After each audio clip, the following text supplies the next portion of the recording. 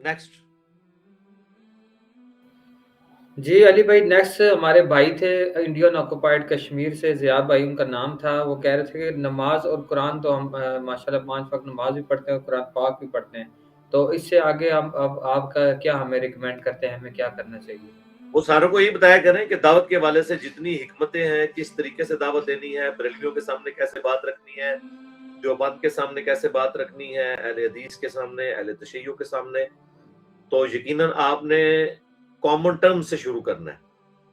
اور یہ ساری ٹیکنیکس میں نے مجلس نمبر 50 میں بتائی تھی. آپ بھی یاد رکھیں، جب کبھی کوئی دعوت کے حوالے سے طریقہ کار مستقبل میں کرنے کا کام پوچھے تو اسے مجلس 50 ریکمینڈ کریں. اور اسی طریقے سے وہ یہ کہے کہ میں کون سی دعوت اپنے دوستوں کو سب سے پہلے ان کے سامنے وہ لیکچر رکھوں کہ ان کا دماغ کھلے، تو مجلس 100 ہے. مجلس 50 انٹرویو آف انجینئر محمد علی مرزا، اور مجلس 100 جو ہے وہ بابوں کا خدا اور کتابوں کا خدا. وہ اس کے پہلے 50 منٹ جو ہے نا، اس میں نے پورا مقدمہ بیان کیا. اس کے بعد اگلے کے 4 گھنٹے لوگوں کو ہضم کرنا آسان ہو جائیں گے. کسی کو چائے پہ بلا لیں، کسی کو افطار پارٹی کے اوپر بلا لیں، تھوڑا سا ٹائم کم از کم پہلے 50 منٹ تو اس کے سنوائیں. اور باقی جو اسٹوڈنٹس ہیں ان کے لیے مجلس 50 ہے کہ کیسے آپ نے دعوت آگے رکھنی ہے. آپ نے ہمیشہ وہ بات آگے رکھنی ہے جو اگلے بندے کے انٹرسٹ کی بات ہو. اگر آپ اپنے انٹرسٹ کی بات اس کے سامنے رکھیں گے تو وہ تو اسے ایکسیپٹ نہیں کرے گا، اس کے لیے تو اس میں کوئی انٹرسٹ نہیں ہے. یعنی بریلوی کو اس سے تو کوئی انٹرسٹ نہیں ہے کہ آپ اسے قبروں کے خلاف باتیں بتانا شروع کر دیں، مزارات کے خلاف باتیں بتانا شروع کر دیں. اس کا انٹرسٹ تو اس سے ہے کہ دیوبندیوں نے گستاخیاں کی ہیں جس کی وجہ سے بریلوی ان کو غلط سمجھتے ہیں. بس اسی کو ٹاپک بنائیں اور پھر اس کے بعد ان کو اینڈ پہ چشتی رسول اللہ بھی شیئر کروا دیں تاکہ وہ اپنے ہی زور سے پلوان گر جائے. اسی طریقے سے تم نے ان کو گرایا. دیوبندیوں سے بات کریں تو ان سے کہیں گے بھئی آپ بھی حنفی، بریلوی بھی حنفی، آخر کیا وجہ ہے آپ دونوں ایک دوسرے کو مسلمان نہیں سمجھتے؟ آپ میں سے اصلی امام حنیفہ کی روحانی اولاد کون سی ہے؟ تو وہ کہیں گے ہم ہیں. تو ان کو کہیں بریلویوں سے کیا مسئلہ ہے؟ تو وہ آپ کو فقہی تو کوئی اختلاف نہیں ان سے بتائیں گے. وہ کہیں گے جی دیکھیں یہ قبر سے مانگتے ہیں. ان کو کہیں جی تو قبر سے مانگنے میں کیا حرج ہے؟ وہ کہیں گے جی شرک ہے. یہ بابوں کے بارے میں ایسے عقیدے رکھتے ہیں. تو انہیں پھر بتائیں ارواح ثلاثہ کے اندر یہ لکھا ہوا ہے کہ قاسم نوتوی مرنے کے 6 سال کے بعد فزیکلی قبر سے نکلے، خواب میں نہیں بیداری میں، اور دیوبند کے 2 مولویوں کی صلح کروا کے واپس چلے گئے. تو جب آپ یہ بات کریں گے تو اسے کہیں آپ اپنے اصول پہ فیصلہ کرو. ابھی آپ نے اس کو میاں والی بات نہیں بتانی، ٹھیک ہے؟ وہ بات کی بات ہے پہلے یہ والی. اسی طریقے سے اہل حدیث کے سامنے بات رکھنی ہے. ان کو کہیں گے آپ کا کیا حنفیوں سے ہے؟ تو وہ کہیں گے دیکھیں جی ہمارا مین اختلاف یہ ہے کہ وہ نماز ہی بخاری مسلم کے طریقے کے مطابق نہیں پڑھ رہے، حالانکہ وہ اپنے مدارس میں بخاری مسلم پڑھاتے ہیں. تو ان کو کہ ٹھیک ہے جی بخاری کو تو پھر دیکھ لیتے ہیں آپ بھی مانتے ہیں کہ نہیں. تو 2812 بخاری کی حدیث، عمار کو ایک باغی جماعت قتل کرے گی، عمار انہیں اللہ اور جنت کی طرف بلائے گا، وہ جماعت دوزخ کی طرف بلانے والی ہوگی. تو اس حدیث کو آپ مانتے ہیں صحیح بخاری کی؟ یا امام بخاری جو ہیں ان کو کوئی ایران سے فنڈنگ ہوتی تھی، یا امام بخاری نے کوئی انجینئر صاحب کی ویڈیوز دیکھ لی تھی، یا امام بخاری جو ہے نعوذ باللہ چھپے ہوئے رافضی تھے، یا نعوذ باللہ وہ نیم رافضی تھے؟ تو ٹیسٹر لگ جائے گا انشاءاللہ. انہی کے اصول و مبادی پہ وہ گر جائیں گے.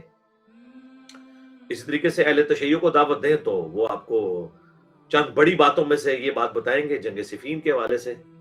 اور انہیں پھر بتائیں کہ نہج البلاغہ میں ہے کہ مولا علی کی موجودگی میں جب اہل شام کے اوپر ان کے شیعہ نے، ان کے ساتھیوں نے، ان کے اصحاب نے لعنت کی تو انہوں نے ان کو لعنت کرنے سے منع فرمایا اور کہا علمی طریقے سے ان کی غلطیاں ان پہ ہائی لائٹ کرو. پھر خلفائے ثلاثہ کی شان میں جو خطبات ہیں نہج البلاغہ میں، ایک ہی خطبہ کافی ہے جو نہج البلاغہ میں ہے کہ سیدنا علی نے جو معاویہ بن ابی سفیان کو خط لکھا، انہوں نے کہا کہ مجھے انہی اصحاب نے خلیفہ چنا ہے جنہوں نے پہلے 3 خلفاء کو چنا ہے، اور جن اصحاب نے ان خلفاء کو چنا ان کا چننا اللہ کی رضامندی میں تھا. یہ گویا کہ اللہ کا چننا ہے. اب پہلے 3 خلفاء جو چنے گئے، مولا علی تو نہج البلاغہ میں کہہ رہے ہیں کہ وہ تو اللہ کی مرضی سے چنے گئے ہیں، اور اصحاب کا چننا گویا کہ اللہ کا چننا ہے. تو معاویہ تمہیں کون سی چیز مانے ہے کہ تم میری بیعت نہیں کر رہے ہو جبکہ مجھے انہی اصحاب نے خلیفہ چنا ہے جنہوں نے پہلے 3 کو چنا تھا؟ تو مولا علی نے اپنی خلافت کی دلیل کے طور پر پہلے 3 خلفاء کو چننے والے اصحاب کو پیش کیا. تو اس میں وہ کہیں گے جی وہ انہوں نے پھکی دیتے ہوئے الزامی جواب کے طور پہ کہا. تو لیکن الفاظ حفاظت کر رہے ہیں. انہوں نے کہا کہ ان اصحاب کا چننا اللہ کا چننا ہے، اور کسی کے لیے یہ روا نہیں ہے کہ وہ ان کی مخالفت کرے. تو مولا علی نے خود کلیئر کر دیا, اسے آن کیا. تو انشاءاللہ تعالیٰ اصول اور مبادی کے اوپر یہ سارے گرتے چلے جائیں گے انشاءاللہ. آپ کو کم از کم یہ پتہ چل جائے گا کہ یہ بات حق قبول کرنے والے ہیں نہیں.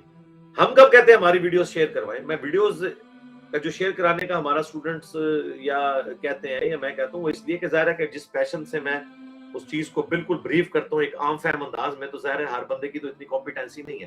لیکن پھر بھی اگر کسی کو شکل سے چڑ ہو اور آپ کو یہ شیطان وسوسہ دلائے کہ یہ علی بھائی کے انداز کی وجہ سے پیچھے ہٹ گیا, تو اسے آپ جو ہے ایک پوڑیا پہ جس میں ایک طرف شہد ہو, ایک طرف چینی ہو, ایک طرف شکر, اور اس کے اندر وہ حدیث لکھ کے شیئر کروا دیں اس شہد کی پوڑیا میں 2812, تو دیکھیں پھر اہل حدیث کو کیا ہوتا ہے. اور کسی حنفی کو آپ رفع الیدین کی بخاری کی 735 نمبر آنورڈ احادیث جو ہے شہد کی پوڑیا میں دیں, تو دیکھیں وہ اسی طرح بدکے گا جس طرح علی بھائی کی ویڈیو سے بدکتا ہے. ہمیں تو چھوڑ دیں, سورہ بنی اسرائیل میں اللہ تعالیٰ نے فرمایا کہ جو قرآن نازل ہوا ان کی سرکشی میں اضافہ ہوا. بھائی اگر اللہ کی بات سن کے سرکشی میں اضافہ ہو رہا ہے تو انجینئر صاحب کی بات سے اضافہ ہو رہا ہے تو کوئی بڑی بات نہیں ہے, کیونکہ جنہوں نے بات نہیں ماننی ہوتی ان کی سرکشی میں اضافہ ہی ہوتا ہے. نیکسٹ.